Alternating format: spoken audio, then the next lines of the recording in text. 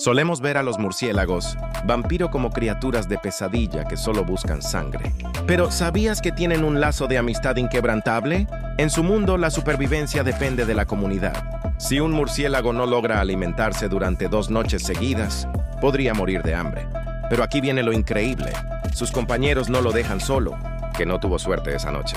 Es un acto de generosidad pura que asegura la vida de toda la colonia. Si ellos pueden apoyarse así, ¿qué nos detiene a nosotros? Comparte si tienes un amigo así de fiel.